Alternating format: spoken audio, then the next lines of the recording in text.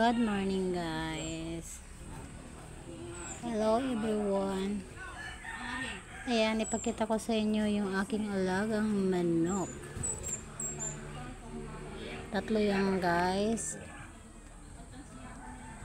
At ilalabas ko sila galing doon sa likod bahay. Andun kasi yung kulungan nila.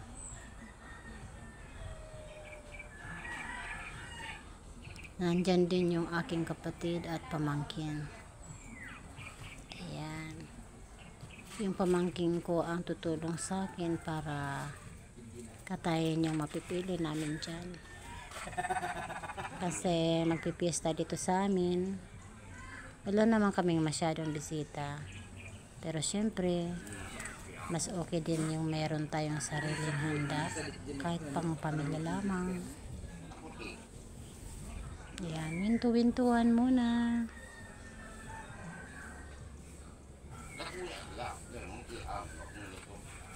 Ang pipiliin namin dyan para lutuin ay yung hindi na nakakatayo.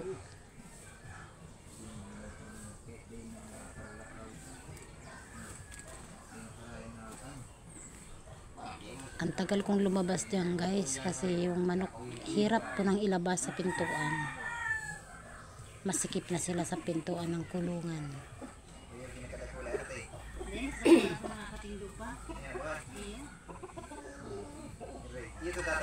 Ayan yung pangalawa.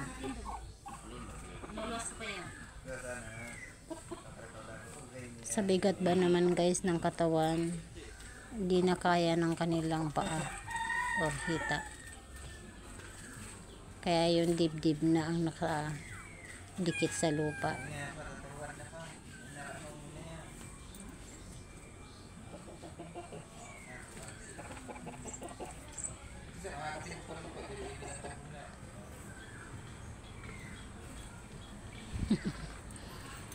Ayan, kapatid namin. At yan yung pangatlo. Naku naman, baka mahulog.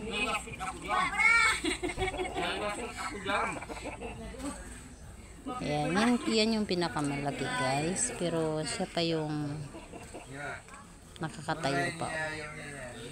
Yung dalawa na medyo maliit, pero hindi na kaya yung katawan. Kaya ayan, nagdidesisyon na kami. Dalawa yung aming kakatayin at yung hindi na nakakatayo.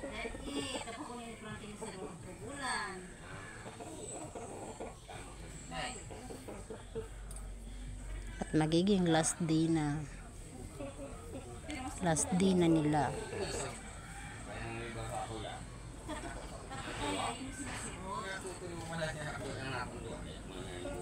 Kaya na yan, guys, yung dalawa na ang napili, yung nakadapa.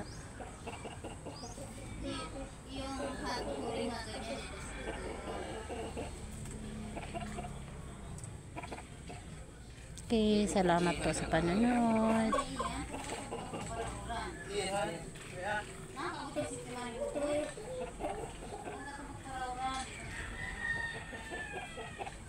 Thanks for watching po.